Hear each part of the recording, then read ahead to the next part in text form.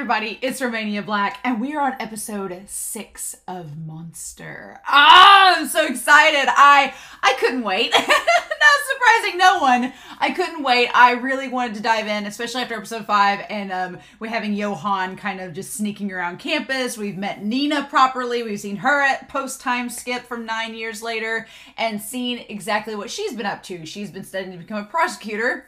Surprising no one. And she doesn't remember anything from before she was 10 years old. And her parents have decided that upon her 20th birthday, they're going to tell her everything. If we get to that point, right? And what do we do with this? And it seems like Johan is trying to make contact with her for reasons. And meanwhile, Dr. Tenma, we've not seen him really acting as a doctor ever since Johan revealed himself. Instead, we've seen him act as a detective, trying to figure out and connect the dots and just retrace Johan's steps to see what he's been up to the last several years. So it's been very fascinating the last 2 episodes to see the mysteries kind of kicked off. Now, I feel like the plot has kicked into high gear. A few people were noting in the comments with episodes 1 and 2, and even into episode 3, they're like, yeah, the first couple episodes just kind of ease you into Tenma's character. They ease you into the story. And then once episode 4 happened, I feel like now we're like, whew, we're just off we go. The roller coaster has started, right? Off we go indeed. And so I'm very, very excited to see what all we get with this series, especially at this early on. It's already been setting up so much this early on. So it's going to be a lot of fun, right? But I do have some comments I want to talk about before we start this episode. AJN talked about Lunge's appearance being based on the 1984 Sherlock portrayal by Jeremy Brett. And I was like, oh, that's kind of cool. It's cool the mangaka, because this is set originally around the late 80s into the 90s. It's cool that the mangaka took inspiration from that 1980s performance into this character. And the manga started in 1994, so that would kind of give the mangaka plenty of time to have drawn that influence. That's really nice, so thank you, AGN. Killer Queen 2000 had this quotation: "People should be doubted. Doubting people is getting to know them," from The Liar's Game. And I was like, oh, I really like that quotation, especially in it referring to Lunge, maybe getting to know Tenma, because Lunge has his doubts about Tenma the last couple episodes. Lunge's just kind of been like, I don't know, he seems suspicious and he has his doubts. But that could be Lunge trying to get to know Tenma to see like what his character is like, and if he's going to be somebody that he can work with potentially in finding Johan, or if he's somebody that he might still be suspicious of or suspect.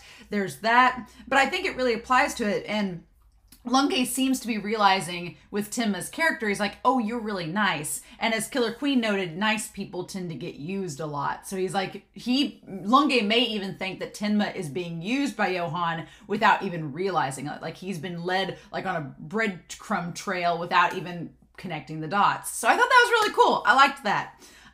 Doily E talked about how the monster sound design is really great and recommended using headphones or earphones to listen to the episodes. Honestly, earphones, my head and ears, headphones have a really hard time staying on my head unless I like compress them, and then they hurt my head. And earphones, they just fall out of my ears constantly. They get tangled up, they fall out. I can't stand them. So I don't usually use them for reactions for that reason. Otherwise, I'll just be like a cat playing with yarn the whole time and I won't be able to pay attention. However, I am glad you told me that, because I tend to go back and rewatch the episodes before I start a new episode. So I'll go back and rewatch the one before it just to kind of refresh myself. And so I definitely want to do that in the future and try to use some headphones, like put them in and listen to the episode just to get what you're talking about. But that's really cool to note. So thank you for bringing that up. H Banana 7 talks about the artwork of Monster, and I really do want to eventually get the manga. That would be so cool to get like the big nice. I've seen the covers, they look gorgeous. I would love to get those. And so they talked about how the artwork though kind of contrasts with the themes, because the artwork is so pretty, right? The artwork is so beautiful, but then it contrasts with kind of the dark, gritty themes. It's kind of like Johan's character himself. He looks beautiful, but he's kind of like Lucifer. He looks beautiful, but might be the devil. So it's kind of that whole thing. So that's really cool. I liked that. And then finally, Sacha said that, you know, could we get fan art of Elle and Lunge just like sitting on a couch with Whiteboard Coon watching detective stories? I'd subscribe the hell out of that. I really would. I have a feeling I'm gonna like Lungay's character a lot once we get more into him properly, because I have a thing for like detective characters. I really like Sherlock and Elle. Like I really like detective stories. So I have a feeling I'm really gonna like his character. But also, Sacha said that Tenma's VA. I've watched Violet Evergarden, did not put two and two together that Tenma's VA is a seasoned veteran voice actor and actually voices Dietfried on Violet Evergarden. I was like, oh, I love Dietfried. He's like one of my favorite characters in that whole series. And so now I feel like I want to listen to Tenma's voice and see if I can pick it out. I probably can't. I'll have to go back and listen to Violet Evergarden. Woe is me. I have an excuse to go back and watch Violet Evergarden to see that comparison. But that was really cool. So thank you all so much for noting those things. That was really good. I really appreciated it. Get some good comments. Actually, this is the last episode I'm watching before I go on break for a couple weeks. So this is the last monster I'm going to watch for about a week and a half. So I'm like, what are we going to leave on, right? What are we going to leave on? So I'm pretty excited, y'all, to see what this episode gives us. The Girl from Heidelberg was a great, like, juicy mystery starting up and getting Nina's character. And now I want to see, like, is she going to find out that she's not their kid? Or are we even going to get to that point? Or is Johan going to make his move? And what's Tenma going to do about it? If he even knows about it. So we'll see, right? But I'm ready to start and dive into this episode. I hope you all are too. But we are going to start Monster, episode 6. And we're going to do that here in 3, 2, 1, and let's go.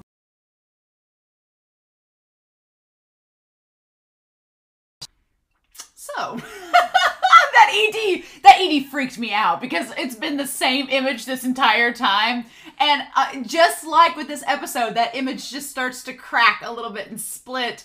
And I feel like with this episode, the story has begun proper, right? Because it's like everything, episodes 1 through 5 have been like a prelude, and this has been the first one to really go, okay, now go. And I feel like the ED is representative of that it's just like now the narrative's starting to go into a place. It's like, what are we doing with this? I also realized that my mug, much like Johan and Anna or Nina, is splitting the evil, or maybe it's Tenma and Johan that are the evil splitting. We'll talk about that just a wee bit, but oh my god. This episode was fantastic. I was like, I felt like all I could think about during the ED was, I'm having to take a break after this. No! Damn it. Okay, so that will give me some time to catch up to everybody's comments, but oh my god.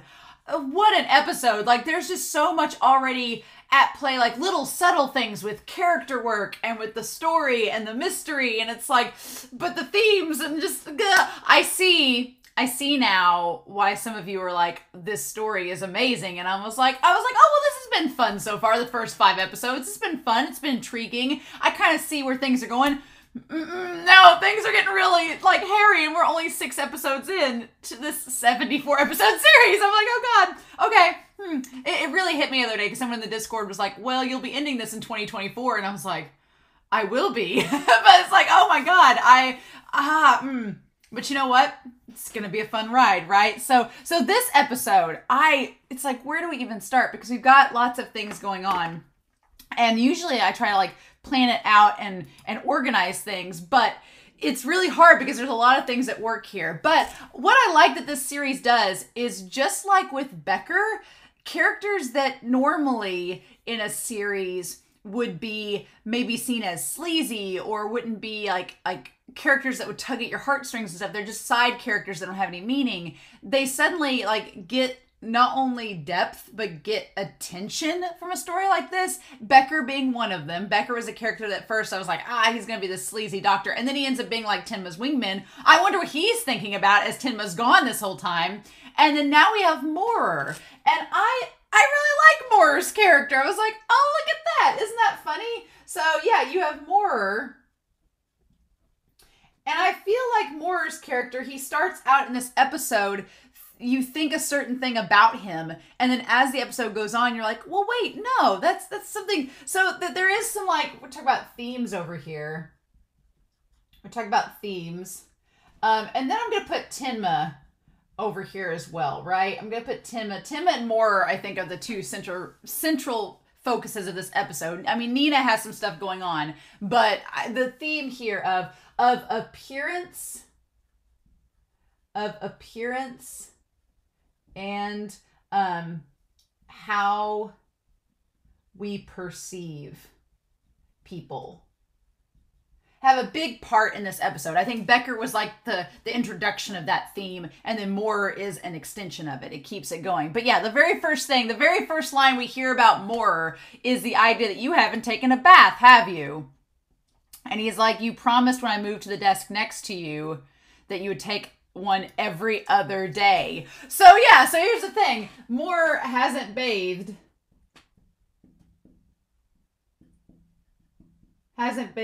in 2 days, apparently.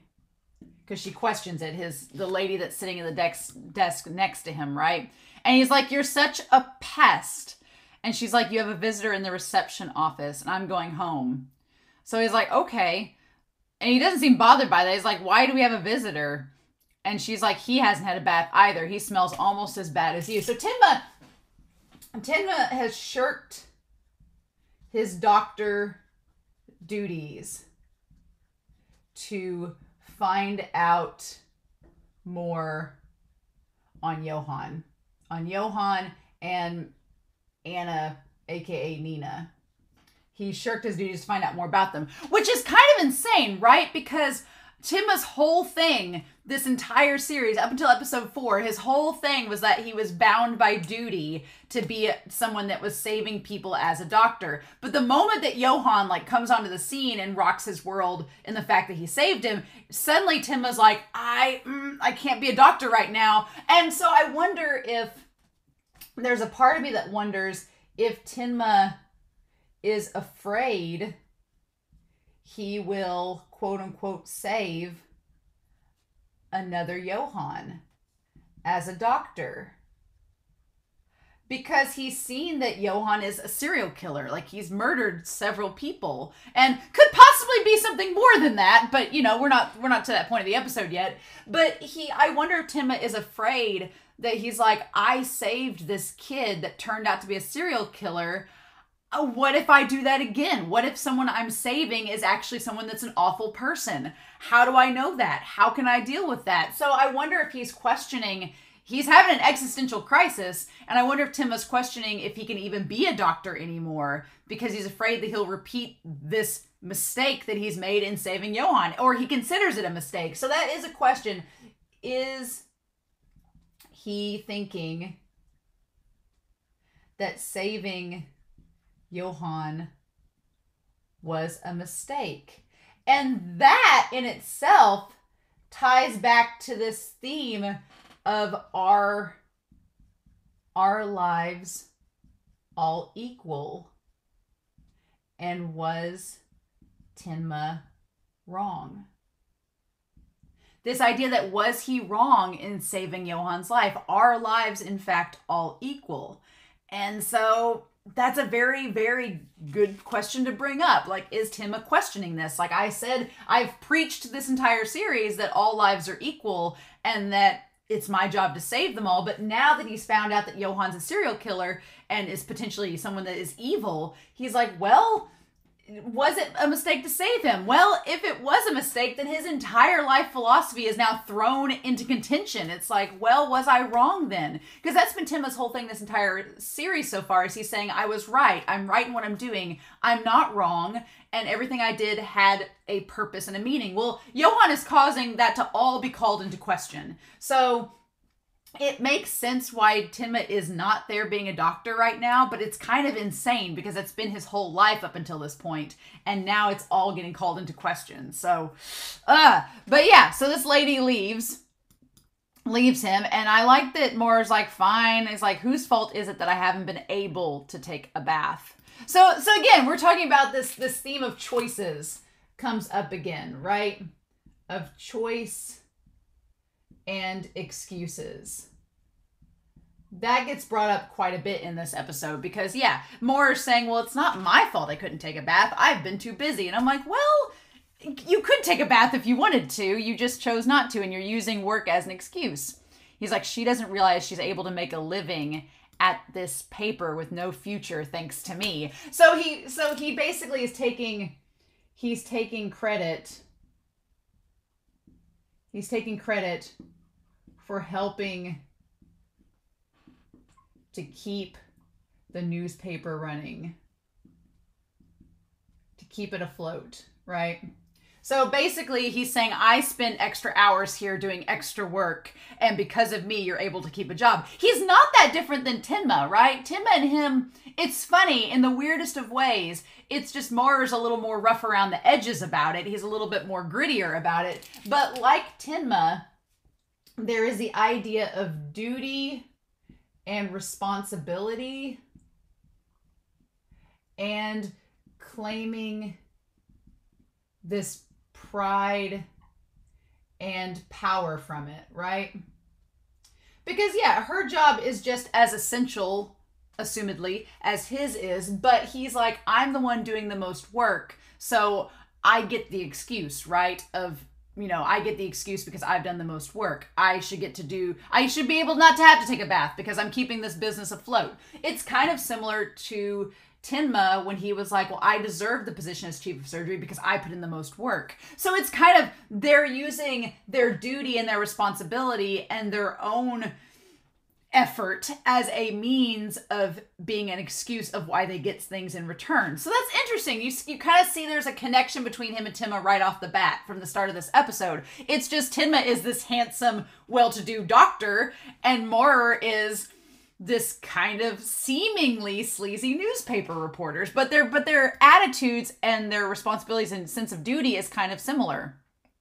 And he brings the coffee, right? Like, here's the thing. He has still a sense of kindness to him for a number of reasons. One is that he brings the coffee to Tenma. He knows he has a sense of societal duty. He's like, even though it's late in the evening, this could be and he says that he's used to having people that are kind of nut jobs come to the newspaper. So he's used to people like this showing up, but he still takes the time to not only give himself a coffee, but to get a coffee for Tenma as well, because that's a kind courtesy. So even though he kind of complains about it, he still does the thing, right? He didn't have to go out and get a coffee. And he even apologized saying, sorry to keep you waiting. So right off the bat, Maurer seems rough around the edges and gives off this appearance, and how people perceive him is kind of based on it. But under the surface, you kind of see that, no, he's actually not a bad person.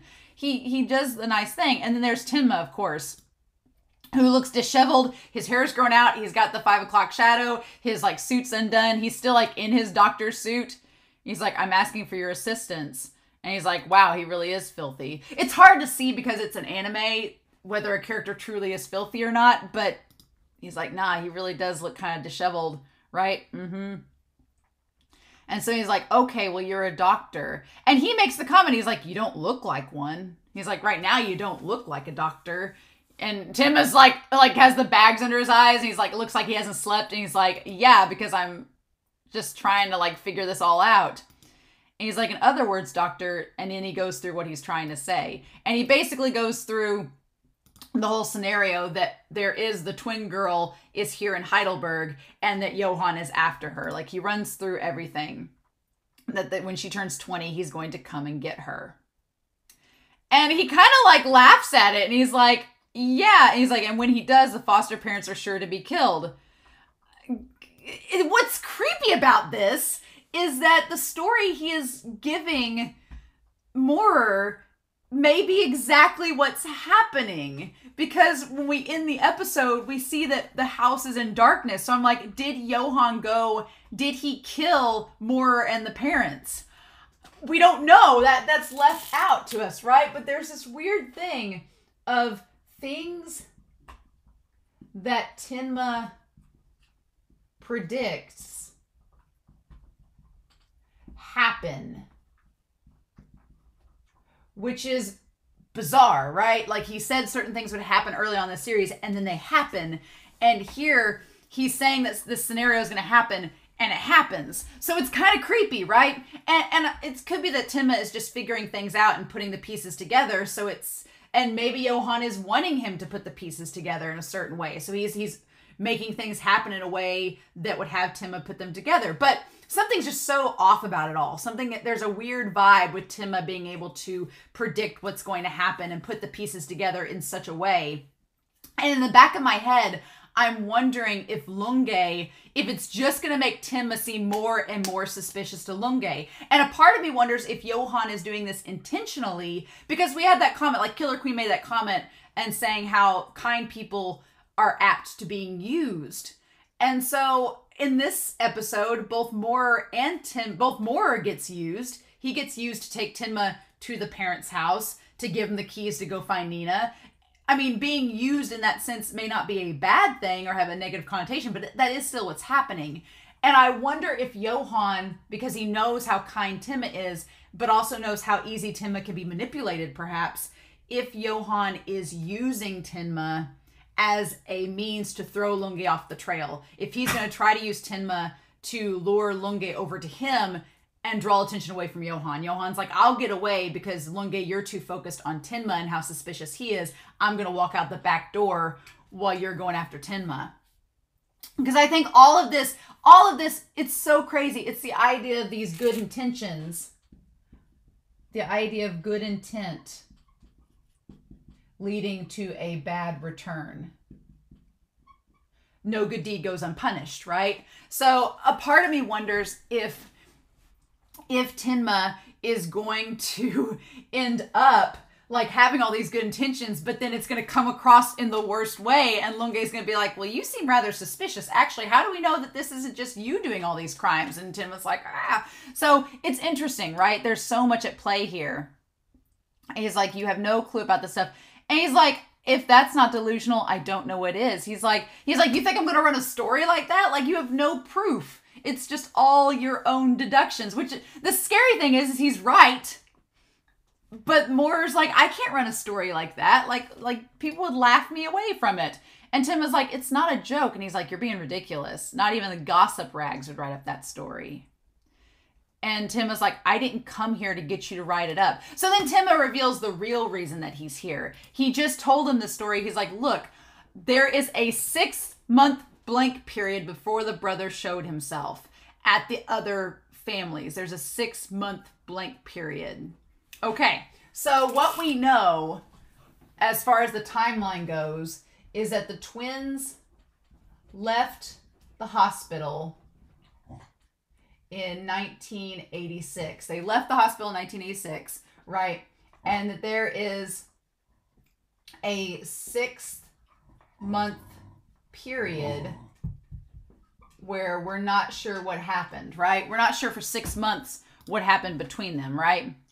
And before he showed himself, and he's like, well, what difference does that make? He's like, I believe that after leaving the hospital, they came to Heidelberg. So he thinks during this 6 months, they came to Heidelberg and were picked up by the Fortners, right? Were picked up by the Fortners, but then Johan left. And then went on his own. And we think that that's when he went to the blind man and left Nina behind. But the question is why? Why did he leave Nina behind, right? There are a bunch of questions with that. He's like, you believe, he's like, that the two were raised by the girl's current foster parents, and then the brother ran away after a short period, after 6 months, leaving the sister behind. And he's like, well, you should write a novel about it, but I don't know if it'll sell. It's like, wah, wah, wah. Self-referential as this is the manga, right? He's like, but there could be a missing persons report or a news article about it. So that's why he came there to begin with. He didn't come there to write a story. He came there to be like, he wants to find a missing, which is funny because this episode's called The Missing, a missing persons report on him from 9 years ago. And they say that there was an 11-year-old boy that ran away. So, okay, so that makes sense. That ties up everything, that they are the same age. I know in the last episode I was trying to question their ages and everything, and I'm recording ahead, so I've not seen comments of people telling me otherwise, but it would make sense they are the same age. In fact, it's just, that's just the subtitles and the episode misconstruing a little. But yeah, so the big question is why? So why Why did he leave? Why did he leave? Why leave Anna?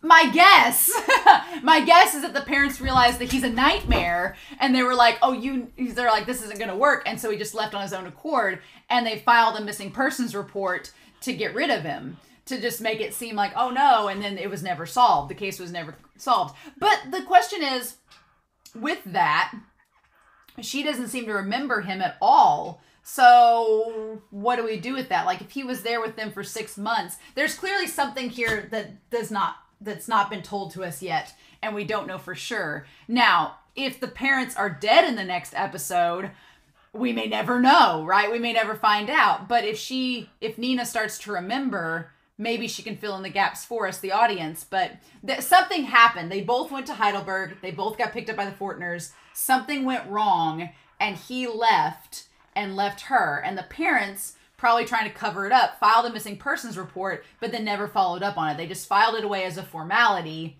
to say, yeah, he's missing. And then the police never solved it. It went untouched, and they just let it be and raised her alone. So, and the moment that he's even brought up, the parents want nothing to do with it. They don't want to talk about it at all. The Fortners are like, we don't want to speak about it. Nope. So clearly something bad happened.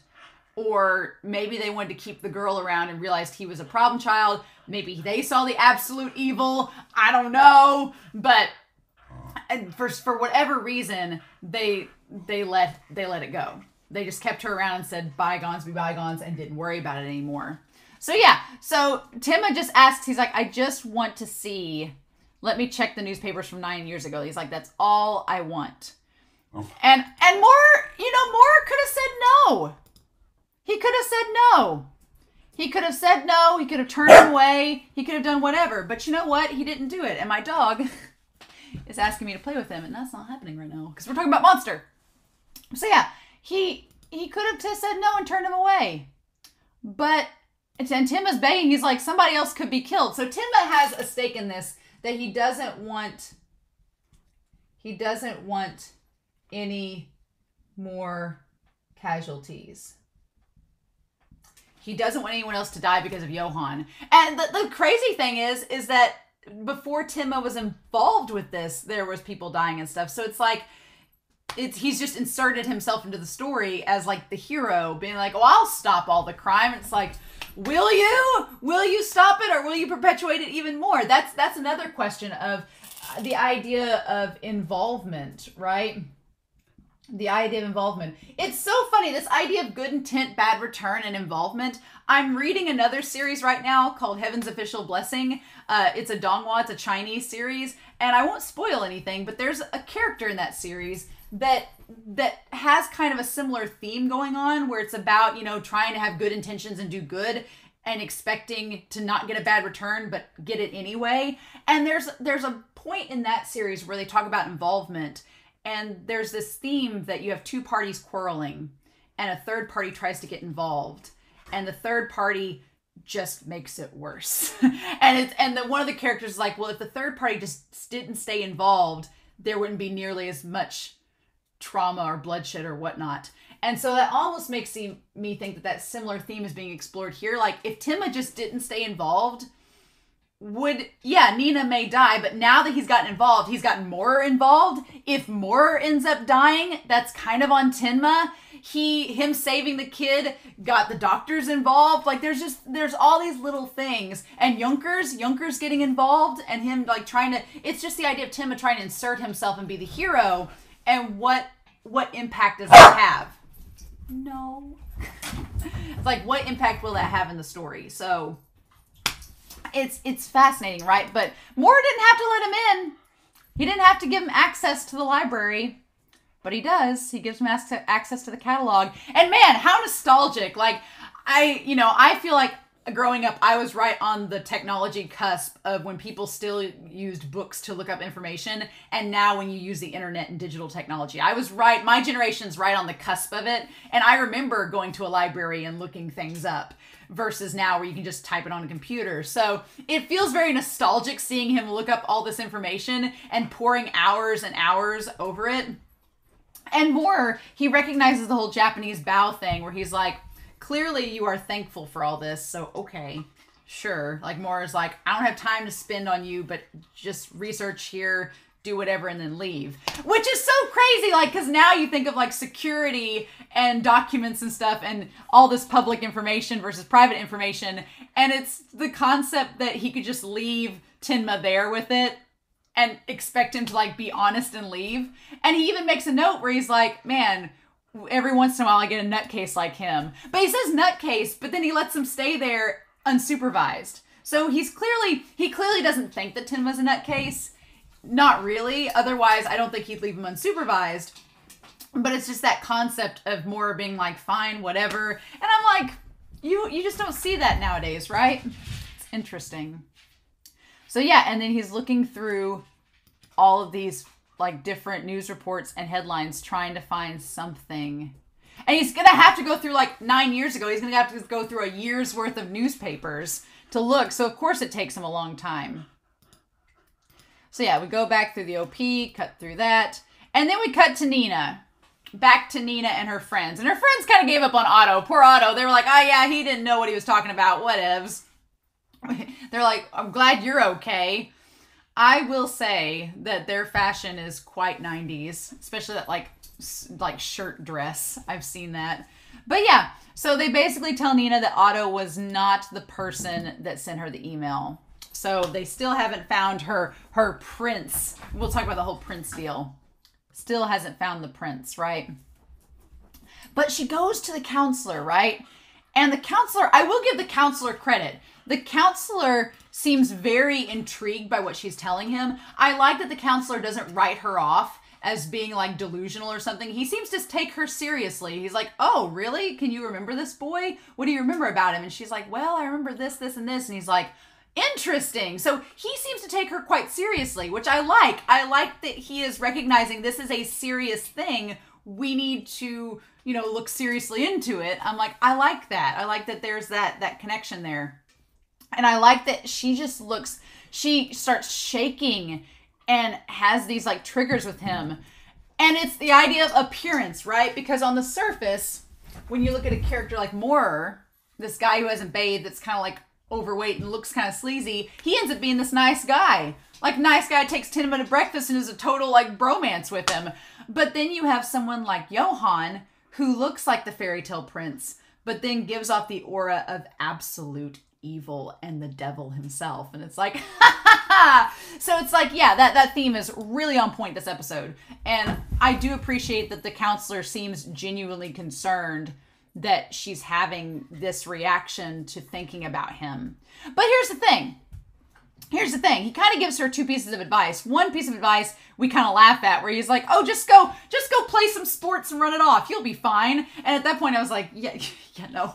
Like this decade-old trauma. It's like, just go play dodgeball. You'll be right as rain. That part's kind of humorous. But I do think his other piece of advice here, where he's like, well, you're talking about absolute evil. You're starting to sound religious. It's like, yeah. So you have the idea of Johann being tied to religion and this absolute evil. Well, the title of the series is called Monster, so we'll see where that goes. But he does give her this piece of advice, and she says she's not religious. She does not go to church. Which kind of makes sense, because if she is having this reaction just by looking at Johann, I wonder if her parents at one point when she was a kid did take her to church and she had a reaction and they were like, oh, well, we're not going back there. We're not taking her back there. That was a bad scenario. And I wonder if this whole incident where Johann left, I wonder if it's tied to like them going to church once and then something bad happening and the parents being like, no. So interesting. I'm filing it away in the back of my brain for now, right? But it seems everything will be cleared up if I see that person again. I don't know. And I get what the counselor tries to tell her. He's like, you think that you're going to remember something that you've lost. He's like, but is that a good thing? He's like, should you pursue that? He's like, I don't think you should let it be a burden on you. So yeah, it's this idea that is trauma worth bringing up again. The way I phrase it is kind of weird, but he's basically saying, he's like, you clearly have a visceral bad reaction to this memory. Should you really bring it up again and make yourself go through that? Or should you just let it go and move on with your life, right? And that, again, is tied to this idea of choice. Because, yeah, and I'm the type of person that thinks that you should learn from your mistakes. You should learn. You shouldn't forget past traumas, but you should learn from it and be able to move forward. So, in a sense, I can understand why she wants to confront that past so that she can move on. But I get what the counselor's saying. He's like, you are clearly mentally unstable when you remember this. Are you really in a place where you're ready to confront that past? Are you stable enough to confront it? Because he doesn't think that she is. And he's like, maybe you should just put it aside for right now and not worry about it. And the thing of it is, if she had not met him at the castle, if she had just ignored the email, what would have happened? He cut the phone line, so would he have come there regardless? Whether she was there or not, what would have happened? We don't know, right? We can't say for sure, but it is the idea that her choice, he does tell her to do something and she does it, right? And the doctor's like, oh, well, you'll be fine. Your insecurities will disappear if you just work up a sweat playing sports. Like, I don't think that's how trauma works, but okay. And so we get back to Maurer, who finds out that Tenma, in fact, did not leave. He just fell asleep and fell out of his chair. And I like that Maurer's like, hey, are you okay? He's like, are you all right, dude? Like, what's going on? And I want to get a picture of him, like, crouching down, like, helping out Maurer, being like, hey, is everything okay? And he realizes that there's nothing wrong with Tenma. He just fell asleep. He just fell asleep at that point. And so what does Maurer do? He takes him out to breakfast, which is really, really cool. At this point, I was like, I really like Maurer's character because he not only, like, wakes Tenma up, but he realizes, like, hey, this guy is probably running on no sleep and has had nothing to eat for, like, the last who knows how long. So he takes him out for breakfast. And he gets himself a pretty nice breakfast, but Tenma gets something, like, pretty meager. And he's like, this is my favorite spot in town. He's like, I love eating breakfast here. He's like, come on, eat up. He clearly paid for it, right? And he makes Tenma, like, eat the food and everything. And he just starts conversation with him. Like, I feel like Maurer kind of connects with Tenma and realizes he's like, I've been in your shoes. I've been on some hard times. He's like, it's okay, man. Here's some breakfast on me, and I'll help you get back on your feet. Like, he's a nice guy. He's like, I always have breakfast here. And that's when Tenma's like, well, why don't you go home? What about your family? He's like, I don't have any. He's like, my wife left me and took the daughter. And see, that's the thing. I feel like the idea that he can connect with Tenma because of their lack of family, right? Because he says, oh, my wife left me and took my daughter with her. And I feel like, not the daughter part of it, but I feel like Tenma can connect being like, well, I threw away my relationship with Eva. You've let your relationship with your wife go. So we kind of connect on there. And he's like, and when he says, I'm so busy with my work that she realized, before I realized it, she had left me. And so that kind of connects to Tenma too, because Tenma had been so buried in his own work that you can see that connection between these two of these characters form. And it's really, really neat. I like it. And Tenma seems to understand. He's like, have you ever thought of bringing your wife home? And that kind of connects, like, Tenma seems to have a very, like, traditional idea of family, like, very much, and you could say that's from his, like, culture and everything, because, you know, he had everything planned out with Eva, and Eva leaving him, like, shattered him, because he's like, that's not how things go. You know, you have the engagement, then you have a wife, and then you're with that wife forever. That seems to be Tenma's philosophy with it. So him seeing Maurer being a divorced man, being like, well, have you ever thought about going back and, like, getting back together with her? And he's like, no. He's like, she won't take me back. And then later he asks, do you think she'd take me back? And Tenma's like, yeah, if you stop smoking. Right? But at first Maurer's like, well, she's the one that walked out on me. Why should I go get her? And that kind of relates again to Eva. Eva left Tenma, so why should Tenma go back to her? So I wonder if that's a good question here. At this point, does Tenma have any regrets with Eva? I roasted Eva pretty hard, so my thought would be, no, he should not have any regrets with Eva, but he might. He might have regrets with her. I mean, she did ask to come back and he said no. So maybe him listening to Maurer's story, maybe he does have regrets about Eva. At this point, that's not the big focal point. It's really chasing these two down. But he's like, well, you seem to regret being so occupied with work. I love that Tim was like timid there. He's like, I'm sorry, I just didn't mean to step on your toes, but she just seemed to kind of like have some regrets. Just wanted to bring that up. And he's like, no. He's like, work is the most important to a man. A wife who can't understand that is welcome to leave. Like, he uses that, again, a choice and an excuse. He says, yeah, no, she left me, and I'm fine with that because I'm using my work as an excuse as to why it's justified and okay. And Tim was like, all right. He doesn't, like, scold him or anything. He's like, I'm sorry, it was none of my business. And he's like, that's right, it is none of your business. I love that. I love that he's just like, yeah, that's right. And then I love that Tim was like, you smoke too much. He's like, I'm saying that as a doctor. And he's like, I told you it's none of my business. It's none of your business. Quit saying that. The same thing my wife said. I know what you're thinking. I know at this point what you're all thinking. You're like, Romania, you're wanting to ship more. You're wanting to ship more. And Tenma. And here's like the most hypocritical thing. I don't. I feel like they're a bromance. And I feel like such a hypocrite because I'm sure somebody in the comments will be like, well, if Maurer was hot, you'd be shipping them. And I was like, there is a part of me that's thought that. I'm like, wow, I'm such a hypocrite for saying that. But at the same time, in the same vein, I'm like, no, I do see Maurer and Tenma as having like a buddy cop buddy relationship. I don't see it as a BL at all. And I realize I sound like such a hypocrite saying that, but no, I don't see them as being a bro. They're a bromance. That's it. I don't see them as being a ship at all. But it is funny that they kind of seem like an old married couple talking like this. It's fun. I like their relationship a lot in this one episode. In this one episode we've developed it. It's a shame he could be dead in the next episode. It'll be all ruined, but we're not there yet, right? So yeah, and he tells him to mind his own business. So then we come back to the sweater, right? The birthday present sweater. It's kind of funny. This has nothing to do with anything, but that sweater, for some reason, the pattern on it reminded me of Twin Peaks. I've been doing a lot of Twin Peaks comparison with Neon Genesis because it took place in the 90s, and so does this series. So it just seems like... Also, that sweater seems a bit small for Nina. I'm not body shaming or anything. It just seems crocheted. I'm like, I hope it stretches out a little bit. Because when he says the sweaters used to be tiny, I was like, so does that one. That one seems like for a kid, not for a girl in her 20s. What do I know, though? And so then they go, do we really tell her that she's not our daughter? And again, tying back to the idea, do we bring it up? Do we bring up the past trauma? Do we tell this girl that we've raised as our daughter for 9 years? Do we tell her that she... Because here's the thing. I kind of get where the parents are coming from because it's not like... It's such a hard thing to say because on the one hand, it's not like she has parents to go back to.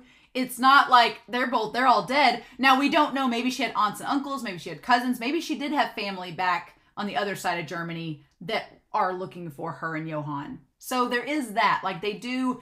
And for her peace of mind and for her as a human, she does have the right to know that she's adopted and they've been fostering her. She does have a right to know that. But then on the other hand, you look at it and you say, well, it's going to bring up all this trauma. And if she does go back to this other family, what if they don't accept her? What if they don't want her? The other family's not been looking for her all this time, so maybe there is no other family. So in that regard, they're like, why don't we just not tell her? Because we love her, why does she have to know? So it's raising these complex questions of what do we do and not do in these situations. And it's fascinating, right? It's so fascinating. I'm like, okay, what do we do with this? And they decide they're not going to tell her. They're like, she's our daughter. We're just going to raise her as our own. And I'm sorry, but that ding, ding, ding, ding, ding, ding, ding on the computer, that's going to haunt my nightmares now. That email notification, it's going to haunt my nightmares. And girl, if I, again, talk about something written in the 90s, I have seen too many true crime stories and stuff to know that if somebody, some stranger, because some stranger you don't even know who they are, and they're like, meet me at this castle in the middle of the night by yourself. Like hell I'd go there. I'd be like, no way, man. I'd be calling up the police ASAP, being like, I need a private escort, please, if anything's gonna happen here.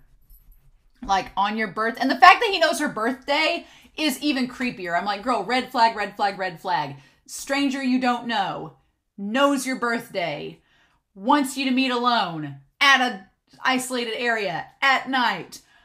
Would have been a hard pass, but she's innocent and she wants to know who this person is. So she's convinced herself that it needs to happen. I'm like, what do we do? And so then again, going back to Maurer, he agrees to help Tenma look in the papers. He's like, I should be busy, but I'm helping you. Why am I helping you? It's like, because you care about this guy and his cause, right? He's like, isn't it about time you gave up? But Tenma is not the type to give up. That's the thing. Tenma is tenacious.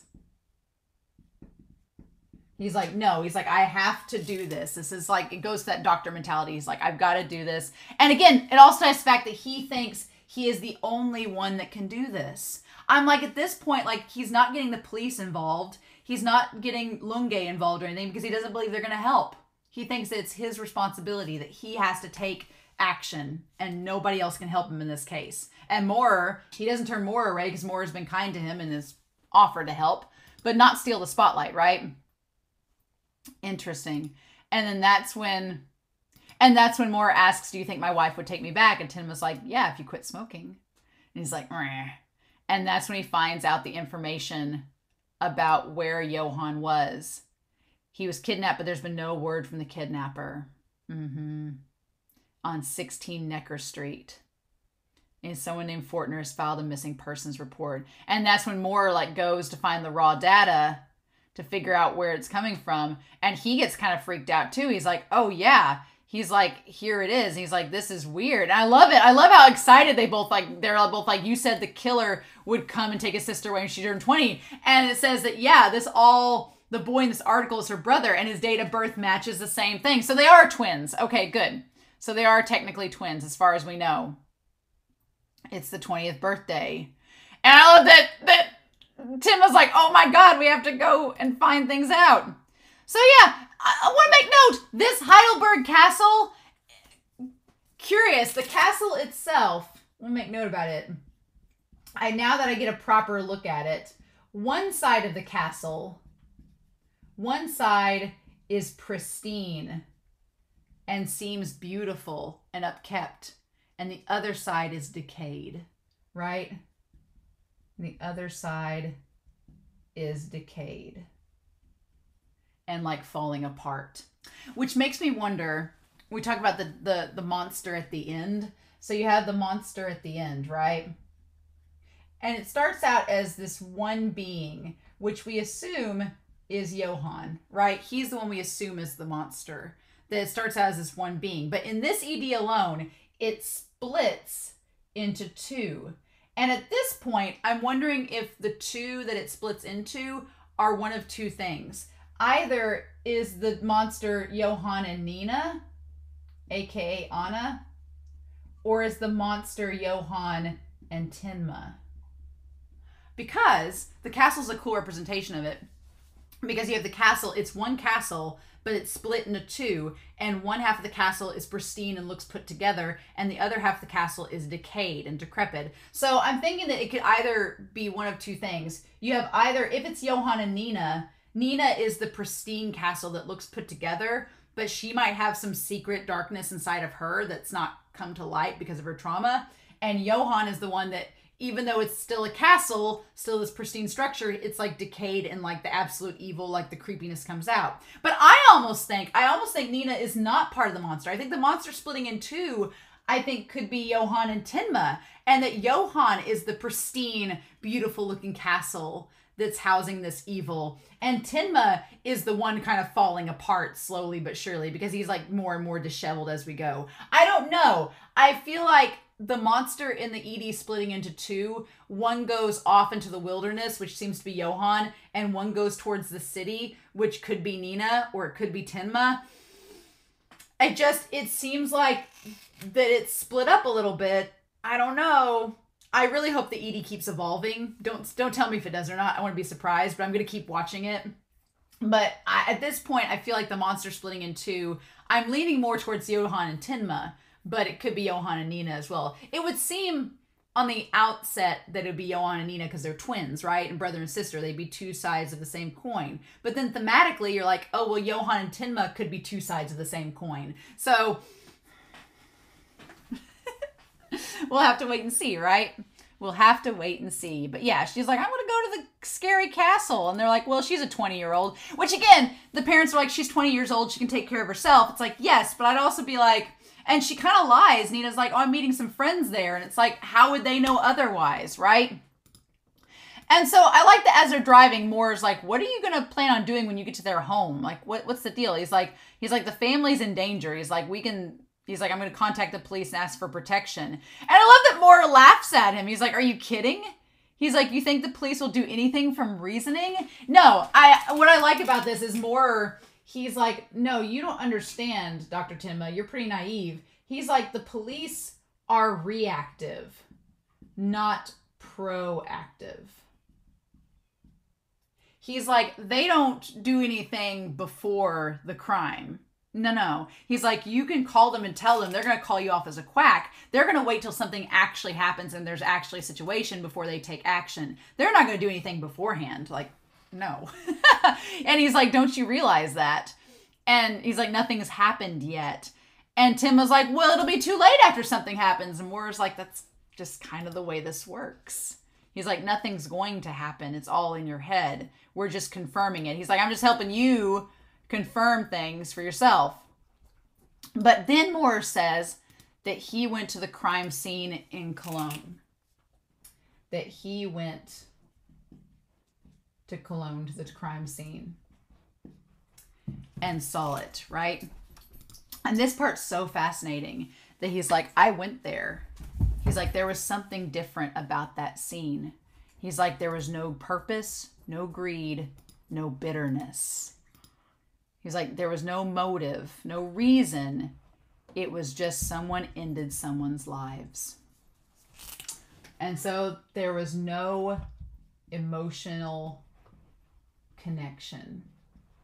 Again, going back to the idea that Johan kind of embodies this idea that Tenma's been perpetrating of all lives are equal. And he's just like, you just had to die.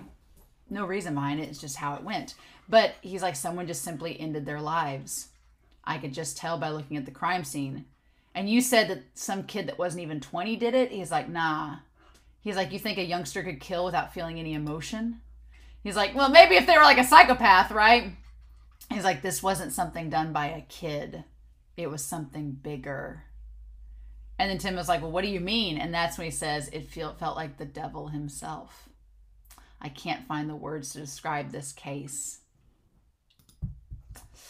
And then, yeah, he says, if I had to describe it, it's trite, but that was the devil's work. Yeah, it's just so creepy. It's so creepy. But yeah, describing it as Johan just the devil's work, and that's all. And then Tim was like, oh, okay. So it's like, basically, Tenma, you saved the devil, essentially. If that killer were to appear before me, I would kill him without pause. So that's what he's saying, that like the connection here is like, if I saw that killer, I would end him immediately. Which contrasts with the fact that Tenma has seen the killer and didn't do anything. If anything, he saved him once and he let him go, potentially saving him again. So yeah, so Maurer is saying like, this is pure evil and I would destroy it without a thought. And Tenma's like, well, I've seen him twice and I haven't done nothing like that. I've saved him, if anything. It's making you think, right? Making you think. And Tenma's like, oh, well, okay, so what do we do with that?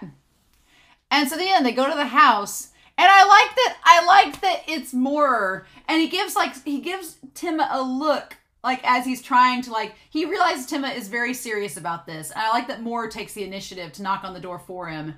And there's a moment where he looks back at Tenma and gives him a look, and the animation of it's so good, he's just like one of those moments, it's really well done, right? And Tenma's like, what do we do? And that's when, and at first, the parents seem okay. He's like, oh, I'm more of the Heidelberg Post. I'm just here to ask some questions. And rightfully, the parents are kind of suspicious. They're like, why is a newspaper reporter here? Like, what's up? And then he notices the birthday cake and realizes that everything is coming together. And he's like, oh, well, there's this missing persons report filed. And at that point, the father looks like he's seen a ghost and just shuts the door. And the mom and them are like, no. And when they finally open it back up, and realize that there could be something wrong, they look terrified. They look like they've seen a ghost. So clearly, Johann's involvement did something very bad, very not good, and they are terrified of him and the prospect that he could be coming back into their lives. Awesome. Awesome, right? And they're like, your kid is in danger. Like, we need to go and stop him. We need to see your daughter.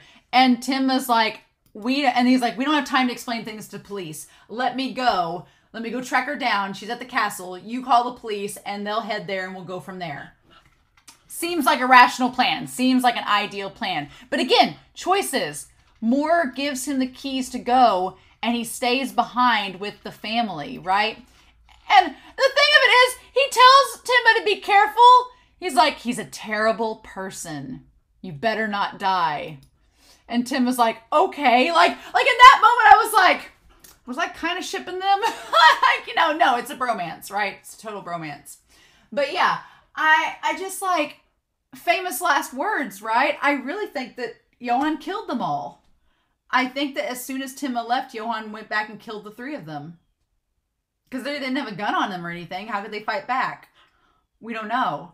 And that would explain why Johann was late getting to the castle, was he had to take care of something first. He had to go kill the parents and Maurer. I don't know. We won't know till we watch episode 7. It's like, no. But yeah, the idea that the decision is made for Tenma to go, it almost feels like fate, right? He says, come back alive. And the thing is, he says, come back alive and I'll quit smoking. I'm like, that should be a death flag that should feel like a death flag for Maurer. I'm like, is Maurer gonna die? I don't know. I'm just, ugh. And I dropped my marker. There we go. Okay. But yeah, he's like, I'll quit smoking if you do that. With his lucky strikes! No! Oh no! Again, we've had Werther's Original and we've had Lucky Strikes. Like, the product placement for these bad things happening. Which, granted, they're cigarettes. They kind of should have bad product placement, I suppose. Because I don't like smoking at all. No, thank you. And he's like, your wife will be happy too. And he's like, how should I explain this to police? And then when they go to, like, call the police, the phone line's cut. Just, oh my God, it's terrifying. And it's just sitting there like all alone. And there is a feeling in this moment of like isolation, and the room is so sparse and everything, and it feels so cold. Again, I don't know what's going to happen in the next episode. I don't know if these 3 people are going to die, but if they did, this is pretty damning foreshadowing, right? That he's like, calm down, and then the phone line's cut. I don't like it. What in the world? And then we cut back to the night in the castle and Nina waiting. The guard though that's up against the wall pruning. And she's like, it's way past time we were supposed to meet. And the guard there that's keeping her here, she thinks that it's a prank and she goes to leave. But the guard is like, no, you've been told to wait. And there's a part of me that's like, again, wondering how much of this Johann has planned. Like, did Johann set all of this up? Because he's late. She's at the castle, but he's not there. He set a guard there to keep her there until it was time. But was the guard there to make sure that she stayed until Johann got there or until Tenma got there? That's the thing. Was the guard planted there to make sure that Tenma got there on time to get Anna? Is this all part of Johann's plan? Because it wouldn't surprise me. He seems to show up conveniently after they've left, right? Like seconds after they left, he shows up to, I'm assuming, kill the guard that was there, the gardener that was placed there to keep her there. I'm assuming he's just tying up all the loose ends. So that's the crazy thing. I'm like, did Johann plan all of this and intend for Tenma to show up and get her and go back home to find them all dead? Was that intentional? It seems like it was. Now that I'm thinking about it, it seems like he wanted Tenma to get there in time. But how could he have known Tenma was researching? How could he have known Tenma was researching and finding it all out? Like, how does that even work? So there's an aspect about this mystery that I'm like, well, how much of this is orchestrated by Johan? How much of it is coincidence? How much of it is Tenma's deduction? Like, how much of it is fate? Like, we don't know, right? But Tenma getting up there to the top of the castle and her being like, who are you? And it seems like this guard was picked specifically because he seems kind of weak-willed, or that maybe there's something mentally unstable about him. And she's like, no. And he's like, wait, I said to wait, don't you understand? And he starts to come after her and she's like, no, bye. And that's when the headlights shine, right? That we have the light shining down. And then she looks and he calls her name and the headlights and him.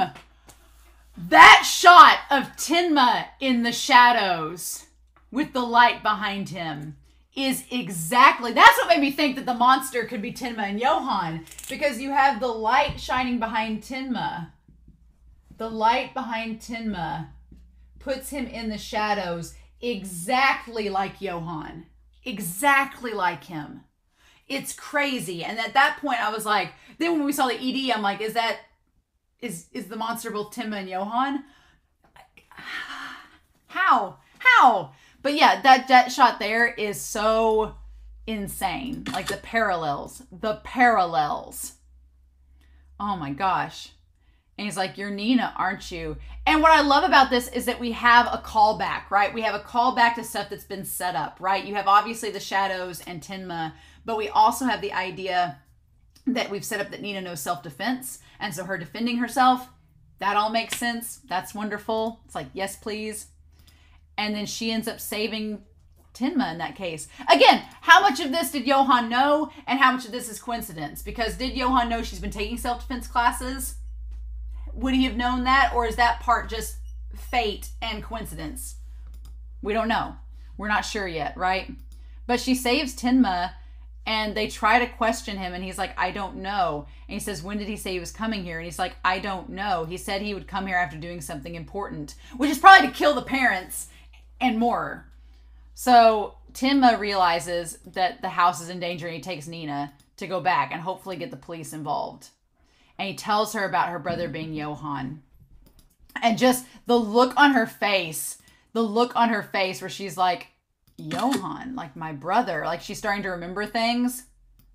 Again, she could be the other monster. She could be, and that this amnesia, she's just forgotten and Johan has gone back to get her and make her remember. That very well could be the case. Again, we don't know. Everything is just thrown up in the air. There's so much mystery with this show right now and I love it, right? But then, yeah. And then we go to the house and the lights are all off in the house. Again, bad sign. The lights are all off in the house. I don't like it. I think that they've all been killed, but I don't know. We don't know yet. And then we have the very, very ominous ending where the monster splits in half, right? It splits into two identical pieces beneath the tree, and one half is running away from the dead tree, and one half is running away from this fuller tree towards the village. Oh my God. What do we do with it? What do we do? So yeah, no big deal. No big deal. Not at all. No problems. The mystery of this show has amped up so much.